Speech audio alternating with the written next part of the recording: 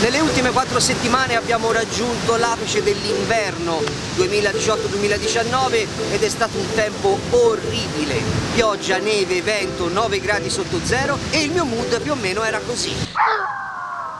Quindi ovviamente non ho fatto alcun tipo di video, purtroppo, nessun documentario, niente, ero segregato in casa e è stato veramente molto triste. Ma finalmente sembra sia arrivata la primavera, quest'oggi è il primissimo giorno di bel tempo, una giornata davvero sunny, 16 gradi e quindi ne ho approfittato subito immediatamente per correre al mare. Ne ho approfittato per fare un lavoretto, un piccolo fashion film che è venuto discretamente bene, mi piace un sacco. Vi lascio il link in descrizione in caso vogliate andarlo a vedere, così giusto se siete curiosi. C'è una stranissima atmosfera a quest'ora.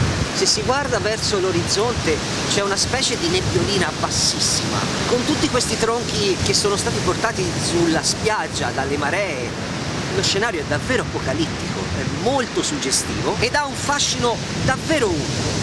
Ci rivedremo prestissimo con un nuovo docu-travel, con un vlog o con un urbex, qualsiasi cosa si riesca a fare e riportare il canale un po' in vita, visto che insomma appunto è un mese che sognicchia purtroppo. Sto decidendo un po' dove andare a intraprendere i prossimi viaggi per realizzare nuovi documentari di viaggio appunto.